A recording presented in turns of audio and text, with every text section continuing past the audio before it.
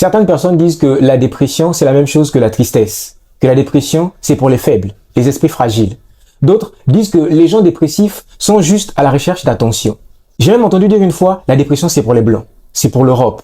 Cette dernière spéculation sur la dépression est certainement la plus absurde, puisque d'après un rapport de l'OMS, 30 millions de personnes souffrent encore de dépression en Afrique, et souvent sans aucun suivi médical. Bonjour à tous, je suis Dédi Karin et dans cette vidéo, nous allons parler des 4 mythes les plus répandus sur la dépression. Mythe numéro 1. La dépression, c'est juste de la tristesse. Le 31 juillet 2017 est une date que je ne risque pas d'oublier, car à cette date, nous avons reçu les résultats du baccalauréat session 2017 dont j'étais candidat. Et de tous les garçons de ma salle, j'étais le seul à être recalé. Après cette date, j'ai passé des jours et des jours à me répéter que j'étais une merde. Je passais mes nuits à pleurer et les jours, je ne parlais à personne. Quand on me demandait si tout allait bien, je répondais « tout va très bien ». Et plus les jours passaient, plus je me sentais mal. Le pire, c'est que moi-même et les gens autour de moi étions convaincus que j'étais juste triste. Jusqu'à ce qu'un jour, dans un bus, dans un transport public, je me suis surpris en train de fondre en larmes. Ce jour-là, j'ai compris que je n'étais juste pas triste, mais que j'étais déprimé, que j'avais besoin d'aide. La tristesse est une émotion humaine tout à fait naturelle. Elle peut être causée par la perte d'un être cher, des difficultés au travail, des problèmes relationnels ou même des problèmes dans la vie de tous les jours. Cependant, la tristesse reste une émotion passagère qui diminue avec le temps et qui le plus souvent laisse place à une guérison émotionnelle. La dépression, quant à elle, est une maladie mentale caractérisée par une tristesse profonde et persistante qui dure souvent plus de 2 semaines et qui interfère de manière directe avec les activités de la vie quotidienne. Les personnes qui souffrent de dépression sont le plus souvent dans un état de mal-être profond qui dure depuis plus de 2 semaines et qui interfère de manière directe avec les activités de la vie de tous les jours. Cependant, comment réellement différencier quelqu'un qui est triste de quelqu'un qui est en dépression?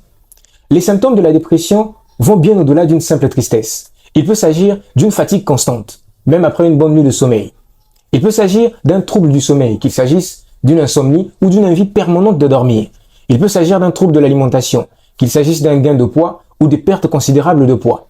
Il peut s'agir des difficultés de concentration et de prise de décision, tout comme il peut s'agir également des sensations d'inutilité, de culpabilité. Aux 3 fois rien, on pense que tout le monde est contre nous et qu'on est inutile. Pire, il peut même s'agir parfois des envies de suicide.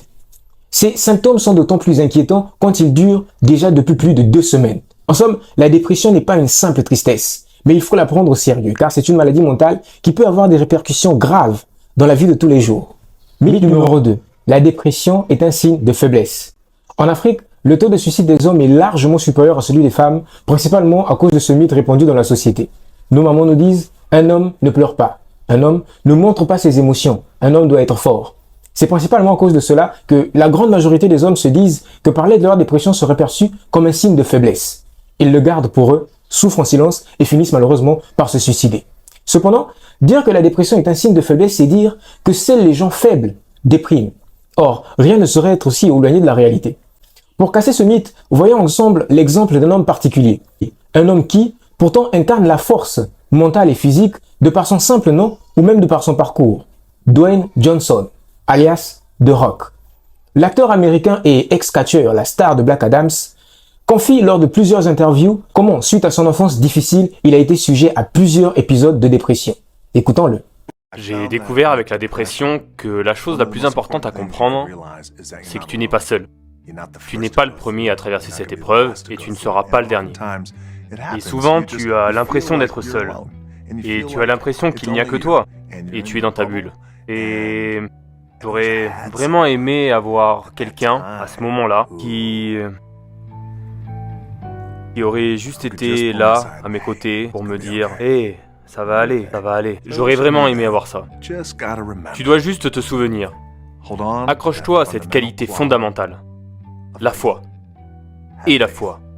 Il y a également Juan Philippe, le célèbre acteur principal de la série Shooter, qui lui également confie lors de plusieurs interviews comment il a dû défier plusieurs épisodes de dépression lors de sa jeunesse. On pourrait continuer à citer encore et encore des exemples des célébrités qui ont vécu des épisodes de dépression, tellement les exemples sont nombreux. Cependant, à ce stade, peut-on encore dire que la dépression est un signe de faiblesse? Plusieurs causes peuvent être à l'origine d'une dépression. Il peut s'agir des causes biologiques, des causes psychologiques ou des causes sociales. En effet, des expériences ont récemment montré qu'un dysfonctionnement neurobiologique au niveau du cerveau peut être à l'origine de la dépression. Des expériences traumatisantes telles que le viol, qui est certainement le sujet de notre prochaine vidéo, peuvent également être source de dépression. L'isolement, la solitude ou la discrimination peuvent être également des sources qui peuvent causer des grandes dépressions.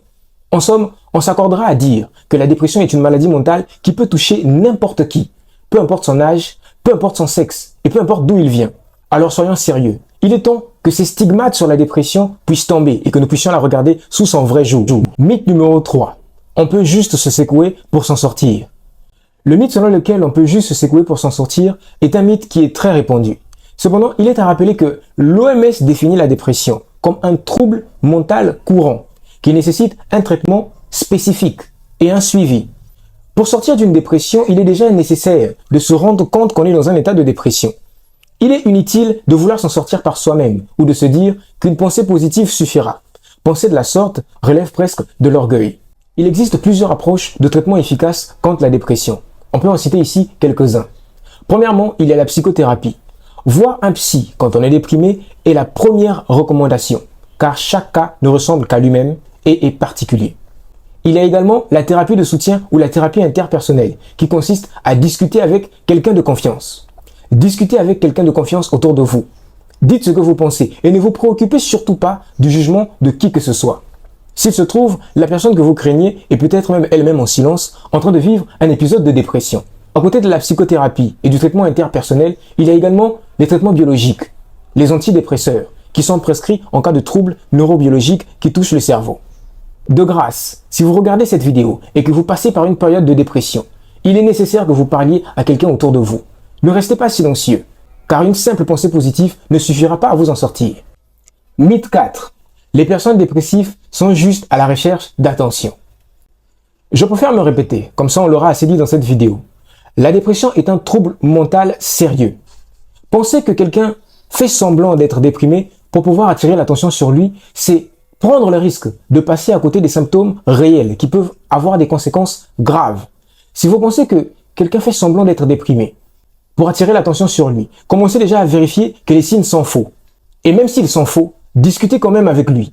Car il est probable qu'une personne qui fait semblant d'être déprimée pour attirer l'attention sur lui ait des sérieux problèmes de confiance en soi, qui peut de toute façon se compliquer par une dépression. Alors, ouvrez l'œil et regardez autour de vous. En somme, vous aurez appris dans cette vidéo que la dépression n'est pas une simple tristesse. Elle n'est pas non plus un signe de faiblesse. Qu'on ne peut pas se secouer pour s'en sortir et encore moins que les personnes en dépression sont juste à la recherche d'attention. N'oublions pas que le suicide est la conséquence la plus directe à la dépression. Si vous aussi, vous êtes passé par un épisode de dépression, merci de le partager avec nous dans les commentaires. Et la vidéo vous a plu, je vous invite à la liker et à la partager avec vos proches afin de participer à la sensibilisation. Et nous nous donnons rendez-vous pour une prochaine vidéo. Ciao!